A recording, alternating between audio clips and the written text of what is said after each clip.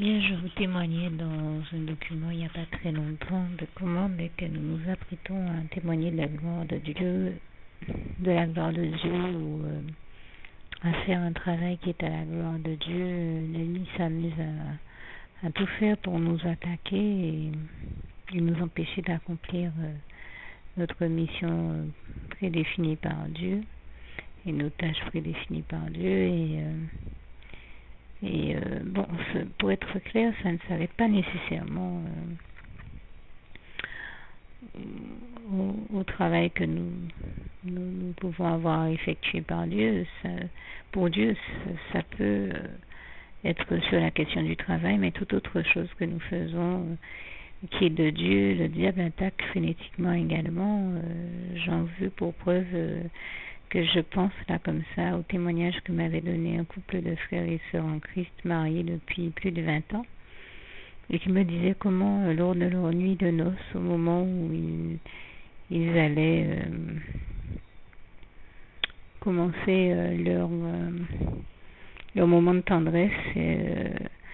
l'ennemi a tout de suite fait quelqu'un leur téléphoner pour les arrêter dans leur élan amoureux et 20 ans plus tard, il me témoigne que s'il ne débranche pas le téléphone, l'ennemi continue chaque fois qu'il s'apprête à se faire un câlin, à les interrompre. Et c'est vrai que l'ennemi est celui qui essaie toujours de nous empêcher de faire les bonnes choses et de nous aimer les uns les autres. Donc il faut être vigilant et toujours faire en sorte que l'amour perdure et que l'amour soit celui qui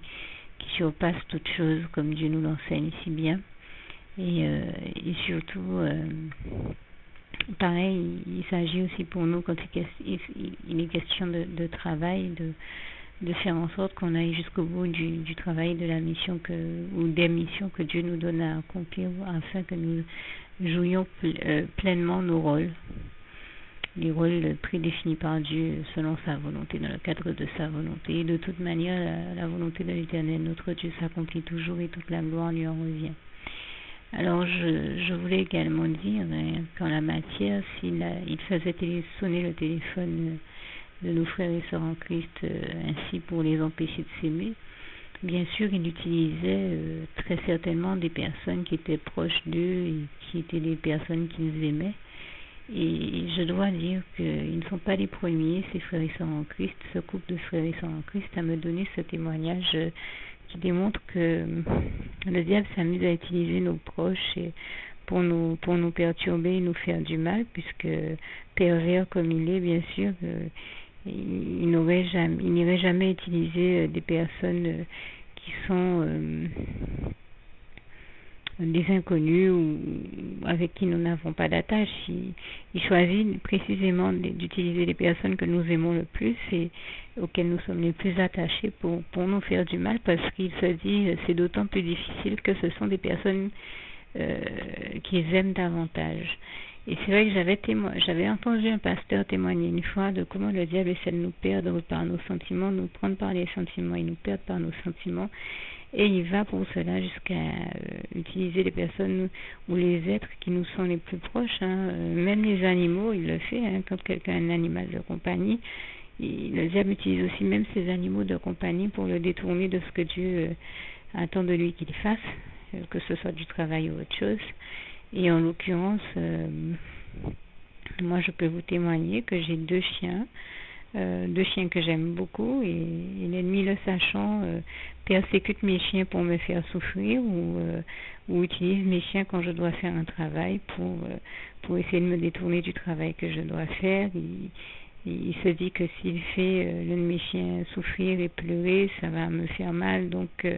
m'empêcher de me concentrer sur mon travail ou sur ce que j'ai à faire, ou m'amener à laisser tomber le travail que je fais pour Dieu. Et en la matière, il a une autre technique. Quand ce ne sont pas mes chiens, il utilise soit des amis, soit des frères et sœurs en Christ que j'aime beaucoup, qu'il fait m'appeler. Et ça ne rate pas. Dès que je me mets à la rédaction d'un article qui témoigne de la gloire de Dieu ou à un enregistrement, alors là, dès que j'enregistre, il fait le téléphone sonner, il fait des amis m'appeler ou des frères et sœurs en Christ m'appeler, tant et si bien que mes proches sont déjà avertis, je leur ai déjà parlé. Bon, mais certains d'entre eux ne le comprennent pas toujours et ça rend les choses parfois plus difficiles parce qu'ils pensent que je les rejette alors que c'est pas du tout le cas. Je les aime sincèrement et du fond du cœur, mais comme je disais l'autre jour à un frère en Christ, le travail que j'ai à faire, personne ne peut le faire à ma place. Je suis bien obligée de m'atteler à la tâche. Et ça, beaucoup de personnes ont du mal à le comprendre. Il y a parmi eux des personnes que j'aime beaucoup et que j'ai très envie d'entendre, mais quand j'ai du travail à faire, je ne peux pas me disperser et me laisser séduire et égarer et distraire par l'ennemi et ses stratégies à la noix pour essayer de m'empêcher de faire le travail que j'ai à faire pour Dieu. Et ça, c'est l'une de ces stratégies et j'ai tenu à en témoigner afin que ça encourage et que ça aide peut-être certains frères et sœurs en Christ dans l'accomplissement des tâches qu'ils font eux aussi pour le Seigneur et leur faire comprendre que ce système que l'ennemi a de faire sonner chaque fois notre téléphone pour nous détourner de ce que Dieu nous demande de faire et nous empêcher d'accomplir notre mission divine est une stratégie habituelle chez lui à laquelle il faut faire très attention et enfin rester vigilant et ne pas se laisser prendre à son jeu, que ce soit de cette manière-là, et ne pas se laisser prendre non plus à son piège qui essaie de nous prendre par les sentiments. Et je peux vous témoigner ce dont je vous témoigne, je le vis et je le vois en Guadeloupe. Bon, d'autres frères et sœurs en Christ me témoignent de la même chose, ils vivent la même réalité, mais quand j'étais aux États-Unis, j'ai aussi vu cette réalité-là en action, puisque j'ai vu quelqu'un qui était près de moi dans l'église. J'ai très clairement entendu Dieu lui parler et Dieu l'appelait à faire quelque chose d'important. Et au même moment où il recevait cet appel de Dieu, comme le diable a vu que Dieu était en train de lui parler pour le bénir, eh bien, le diable a fait sonner son téléphone et a fait quelqu'un, très certainement quelqu'un qu'il aimait, l'appeler pour le détourner de ce que Dieu était en train de lui dire et faire en sorte qu'il n'entende pas l'appel de Dieu et qu'il connaisse des années d'égarement dans sa vie. Le simple fait qu'il n'ait pas entendu cet appel de Dieu a fait qu'il a fait une erreur, qu'il a détourné de choses très importantes dans sa vie et donc ça c'est quelque chose que j'ai vu sous mes yeux. Par la suite, on a eu beau essayer de lui parler, il n'intégrait pas les choses puisqu'il ne s'est pas rendu compte que Dieu lui parlait sur le moment. Ceci dit, depuis, je pense bien que Dieu a su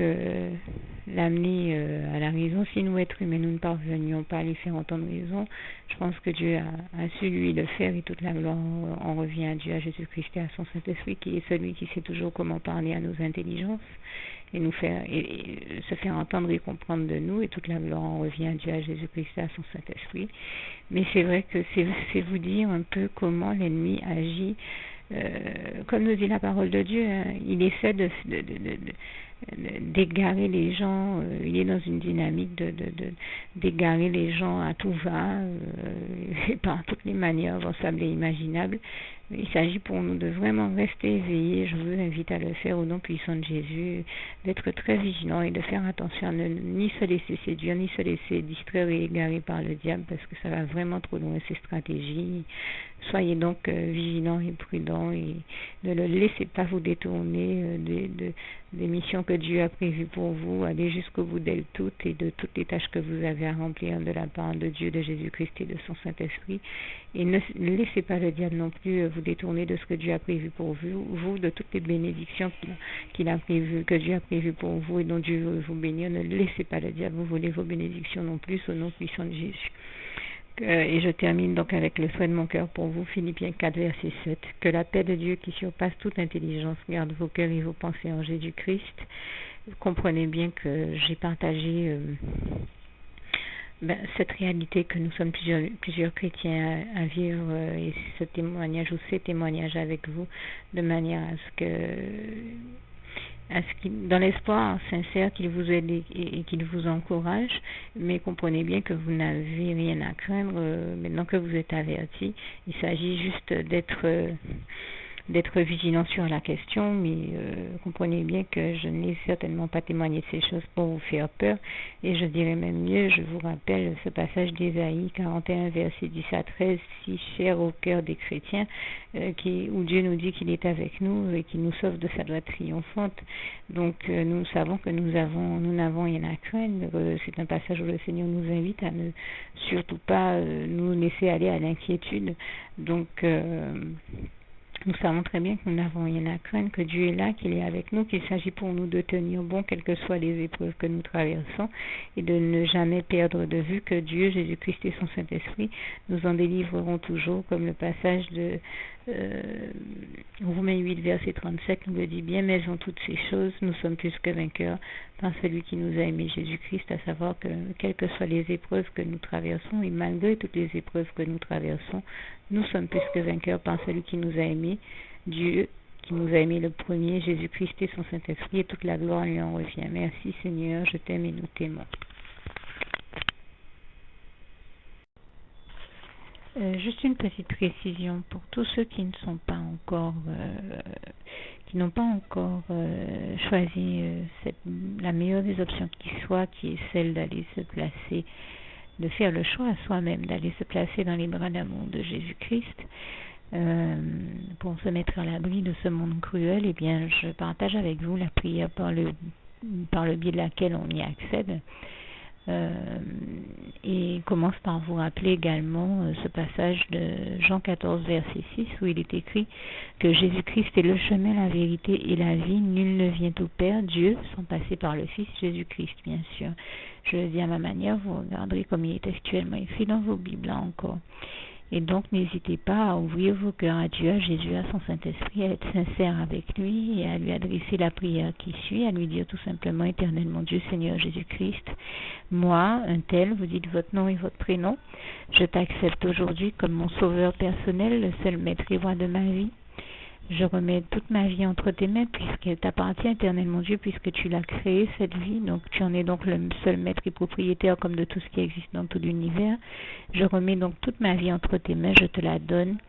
Merci, Éternel mon Dieu, aussi de permettre que cette vie que tu m'as donnée continue à être à ta gloire et que je continue à te servir, à t'appartenir pour l'éternité, d'éternité en éternité. Merci aussi, Seigneur, de faire que je continue donc à te servir et à t'appartenir pour l'éternité, d'éternité en éternité. Et aussi, Seigneur, de m'accorder la grâce de ton pardon et de ta miséricorde pour tous les péchés que j'ai commis tout au long de ma vie, jusqu'à la date d'aujourd'hui incluse. Et c'est au nom puissant du Seigneur Jésus-Christ que j'ai fait cette prière. Et à vous tous qui avez fait cette prière, je vous dis que Dieu vous bénisse abondamment, puissamment, richement, et surtout n'hésitez pas à la partager avec tous vos proches et contacts, amis, membres de vos familles, collègues, bien-aimés, tous ceux que vous aimez, et surtout tous ceux à qui Dieu vous mettra à cœur, avec qui Dieu vous mettra à cœur de la partager. Et comme j'aime à le dire, si vous n'avez pas encore pris le temps de faire cette prière, comprenez bien que voilà, ça ne vous coûte rien de la faire, c'est gratuit, c'est indolore, et que voilà, vous n'êtes pas obligé de me croire, mais moi il m'est arrivé tout comme vous de devoir faire cette prière un jour dans ma vie,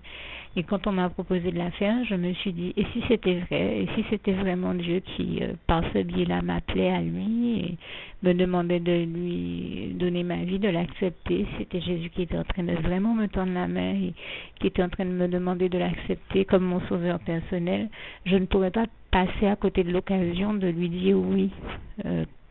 parce qu'il faut aussi que je reste ouvert ou ouverte à ce que Dieu peut avoir à me dire. Il faut que je garde mon cœur et mon intellect ouvert à ce que Dieu peut avoir à me dire. Donc je me suis dit, je ne peux pas courir le risque de passer à côté de mon éternité, de passer à côté des meilleures choses de la vie, surtout si le maître et créateur de la vie m'appelle et cherche à me sauver.